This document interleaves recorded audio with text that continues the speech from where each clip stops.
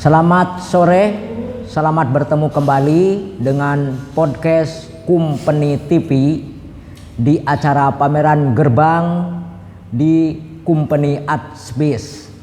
Kali ini kami bertemu dengan dua orang kawan seniman, Ricky Anthony dan Paul Agustian. Nah, kita ngomong-ngomong ya, selamat datang, selamat sore semua. Selamat sore.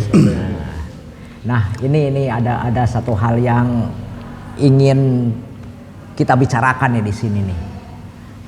Mungkin yang pertama yang agak penasaran nih kepada Ricky ini ya. Kepada Ricky ini.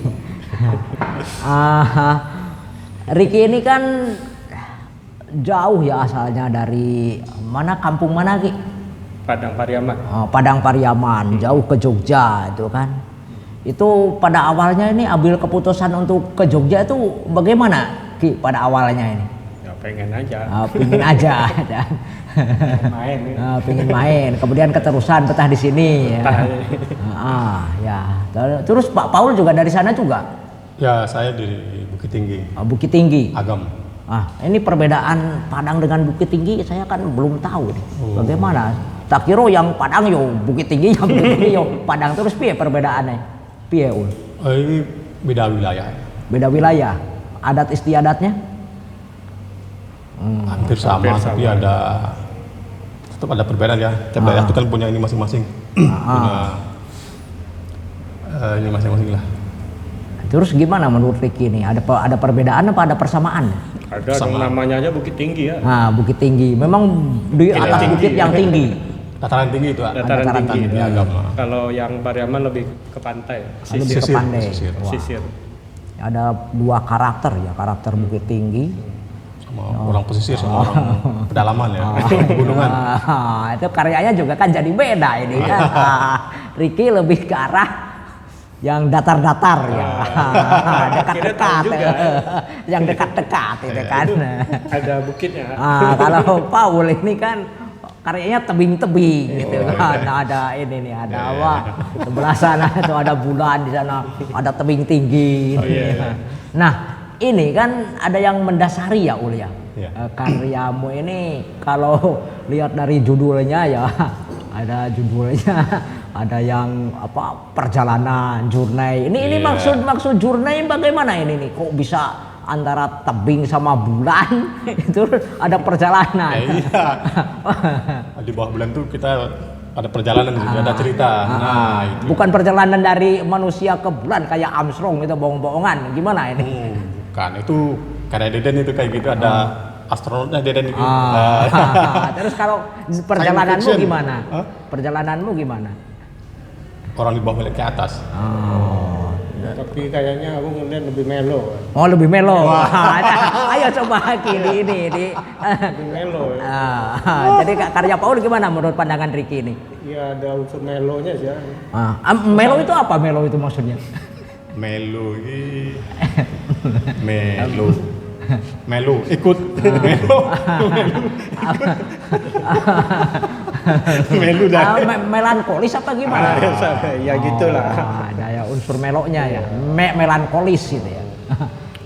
Ini tolong dijelaskan ya dengan perjalanan antara tebing tinggi dengan bulan.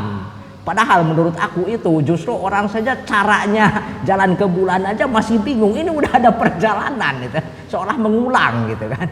Bukan. Itu nggak seperti itu. Nggak bisa seperti itu. Terus?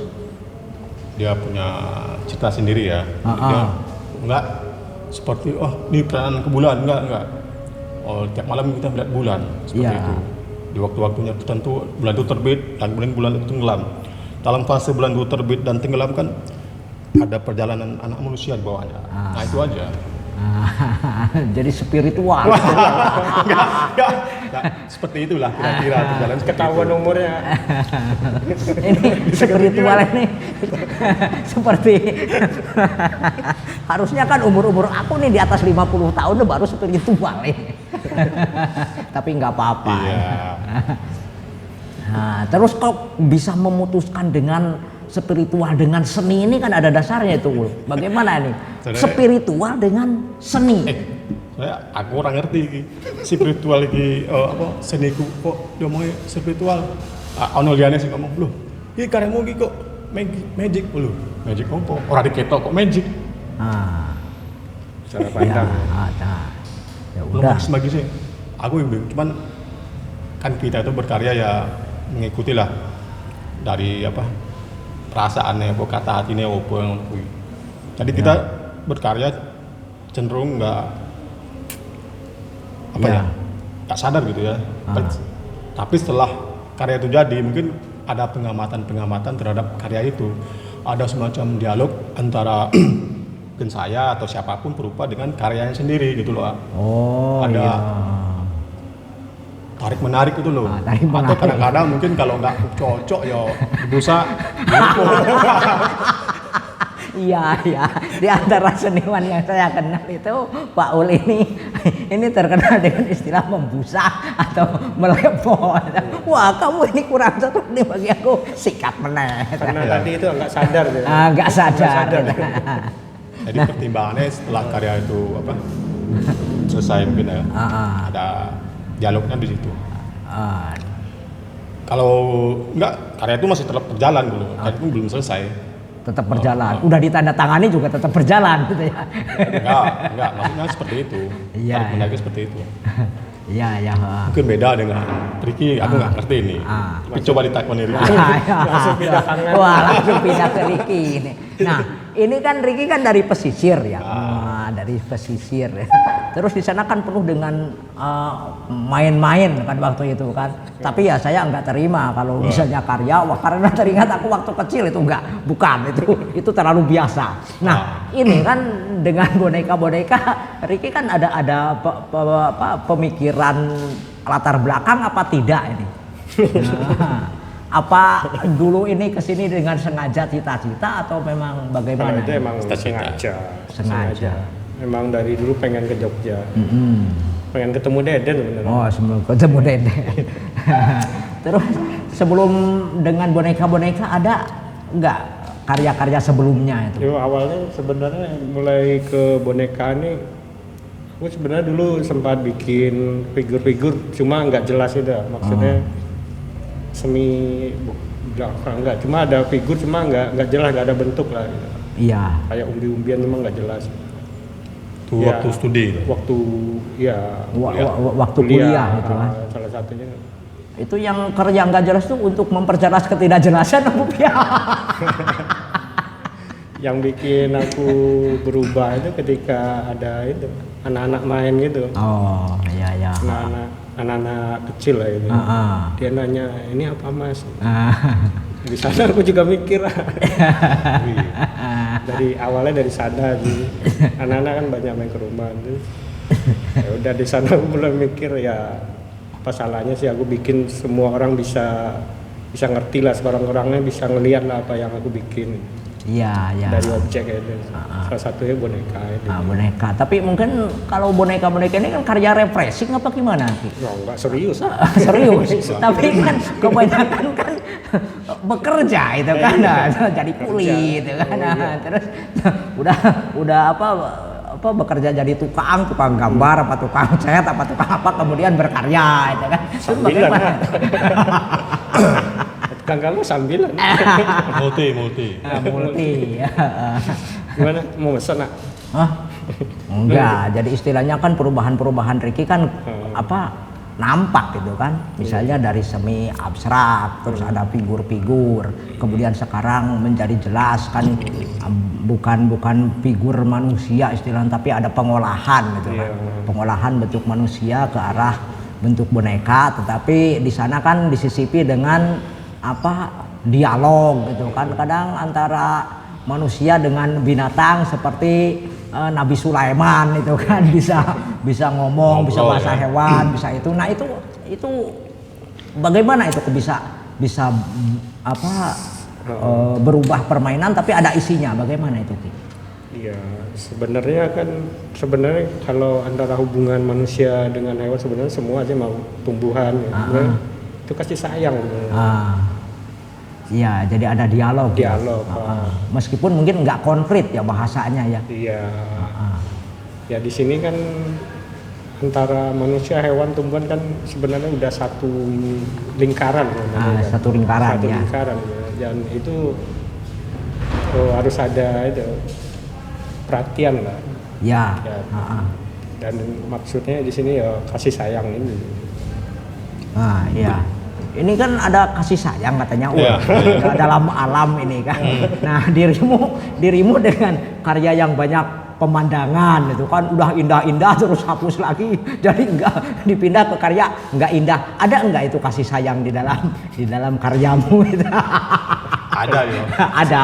Maksudnya kasih sayang ini paling enggak ketika menggarap karya itu ada kasih sayang itu. Pokoknya karya ini tetap disayang. Tetap disayang. Iya. Tapi kan selain sebagai seniman yang lukis yang cukup tekun ya Paul ya, apalagi dengan perisa karyanya yang kurang jelas kemudian diperbaiki menjadi jelas, kemudian menjadi kurang jelas lagi. Kadang-kadang Paul ini juga seorang pembaca itu kan, dari pagi sampai sore membaca aja kan, maunya melukis tapi membaca. Itu bagaimana hubungan karya dengan membaca di HP sampai kamu nggak bisa nanya itu kan, kamu gini aja dari pagi sampai sore. Itu hubungannya gimana itu? Ya membaca mungkin apa ya sebagai pengayaan mungkin ya, tapi itu secara nggak langsung ya, cuman membaca itu memang mungkin kebutuhan atau mungkin ya hobi atau apa ya. Saya dari membaca bisa juga dapat banyak hal-hal pengetahuan yang kita belum tahu misalnya. Belum tahu.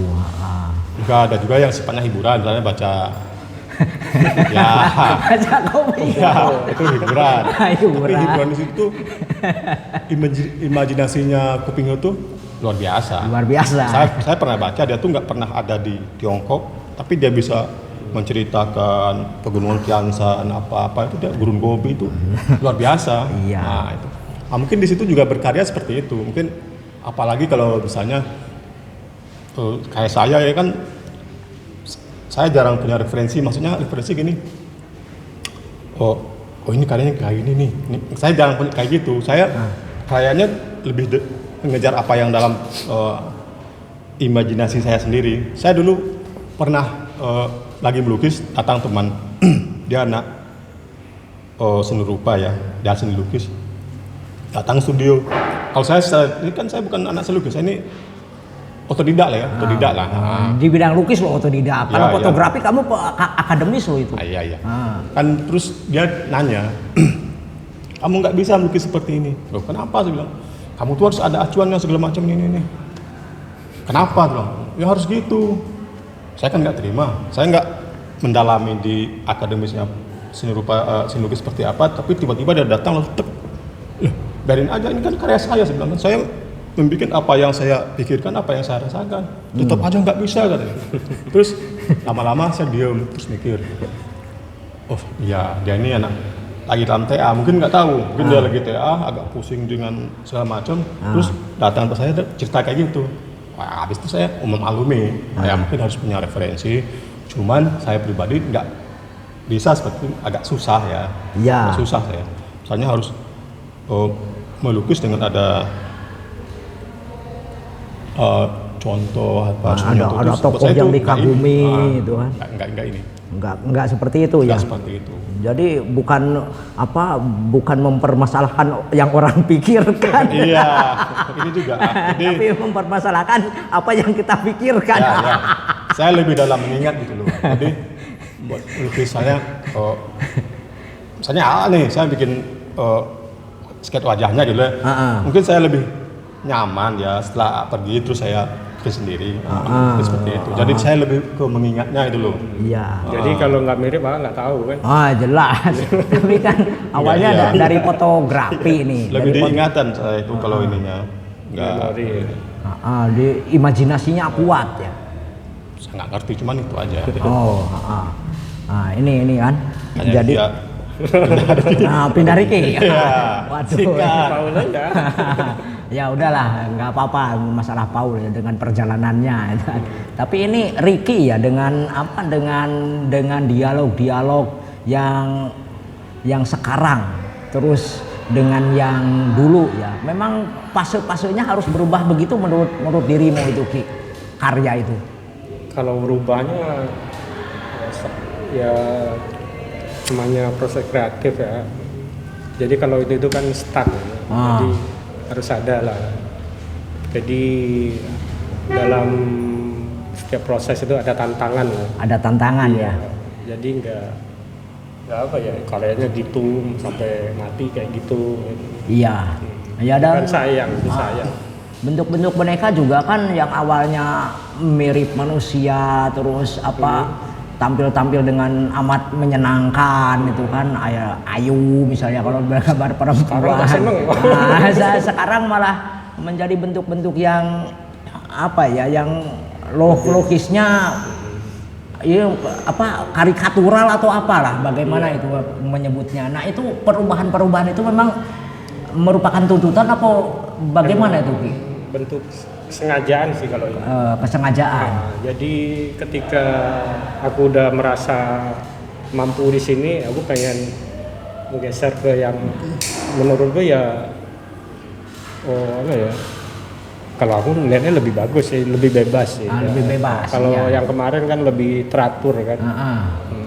Ya, mungkin lebih pencapaian eksplorasinya dia. Eksplorasinya dia. Kalau saya lihat Ricky itu ya. Itu bagus. Coba tanggapi Ricky saya. Teman saya. Kalau saya lihat karya Ricky itu mau dia bikin boneka atau apa, misalnya walaupun deformasi kayak apa, tapi tetap aja ya karya dia, figur dia itu ada itu loh. Ada, misalnya saya lihat, loh ini kok kayak anak murid. Nah, saya sering seperti itu. Merinding saya. Saya sering seperti itu. Loh, ini kok kayak ini. Juga lukisan terbarunya juga gitu, lihat. Jadi walaupun dia bikin apa, jadi maksud saya yang dari dalam dia tuh keluar gitu loh. Iya. Jadi dari dalam dia itu memang keluar di kanvasnya dia kuat sekali gitu loh. Iya. Itu yang saya kalau Ricky itu loh. Sedih ya. Ya, terus kalau Ricky melihat karya Paul bagaimana? Nggak ngerti dia. Nggak ngerti. Paul ini salah satunya itu karyanya macam-macam aku. Jadi setiap kalau pameran ya. Kadang aku kaget gitu ya. Iya. Mesti ada sesuatu yang baru gitu. Dari Paul sesuatu yang baru. Dari karya-karyanya itu. Kalau aku melihat Paul itu kalau berkarya itu cukup serius itu kan. Cukup sulit tuh menghadirkan suatu karya itu kan, nggak main-main itu kan. Serius banget. Dihapus. Hasilnya main-main tuh. Karya sudah selesai bagus-bagus dihapus lagi gitu kan. Kan jengkel gitu kan aku kan sebagai seorang yang ngajak pameran tahu-tahu mana karyamu udah. Pernah gitu Pak. Tahun 2010 kan aku baru datang dari kampung lagi ya. Datang ke Jogja. Saat pameran komunitas ya. Ikut. Aku kan bingung maksudnya baru datang dari pameran ini harus bikin karya apa gitu ya. Terus ini ada teman yang baik, aku disediain kanvas ya. Ayo lukis nih bikin karya gitu ya. Udah aku bikin karya. Selesai. Karya itu lebih ke karya kayak mungkin sketsa atau apalah ya. Mungkin di situ cuman saya bikin selamat datang lagi di Jogja gitu loh. Iya. Saya selamat datang kawan Paul di Jogja. Terus saya bikin Tugu kan itu perempatan tuh. Iya. Tapi di tiap jalan itu saya kasih ini arah ke sana. Jadi kayak tunjuk arah gitu loh. Ke sana, ke utara tuh apa, Merapi segala macam, Semarang, ke barat kemana. Nah itu. Terus karya itu kan diikutkan. Iya. Nah, cuman karya itu kata tim seleksi itu belum ini. Ya saya agak di situlah. Saya kan kecewa juga gitu, udah tak hapus, terus suruh ganti gitu loh. Suruh ganti. Waktu itu. Jadi salah satu alasan karya dihapus itu. Gitu. Pertama itu loh. Pertama. Tapi yang bisa keterusan ya. Nah itu menurut saya itu sangat mewakili sekali waktu itu buat saya pribadi ya, yang bikin karya ya. Datang ke pameran, saya bikin karya seperti itu, cuman mungkin buat orang tim ininya enggak, kok kayak ini gitu, kayak gitu. Akhirnya selesai karya itu, hapus. Tapi saya masih ingat karya seperti apa. Satu waktu saya pengen bikin lagi gitu loh. Pengen hadirkan lagi. Menurut saya itu pertama datang ya Ah, ceritanya itu loh. iya, iya. Pengen sadarkan lagi. Ya, ini kan di masa-masa sekarang ini kan kesempatan seniman ya, meskipun secara material juga sangat terbatas, secara kehidupan juga amat sangat ini kan, tapi ini ada satu kesempatan ruang kosong itu kan, ruang kosong dalam artian sehari-hari itu aktivitasnya memang banyak dibatasi di luar, tapi di dalam rumah kan bisa melahirkan karya-karya ideal apapun itu. Nah, kemudian di sini kan ada ruang nih, ada ruang misalnya company ya, company juga dituntut untuk hal-hal yang ideal. Ini menurut Ricky bagaimana idealnya company ini? Ya kalau sekarang ya bagus lah, ada ruang-ruang seperti ini, ruang alternatif ya. Ini sangat menarik sih. Iya. Semoga kedepannya lebih apa ya? Lebih sukses lah. Ya. Maksudnya di sini lebih apa ya? Secara apa namanya?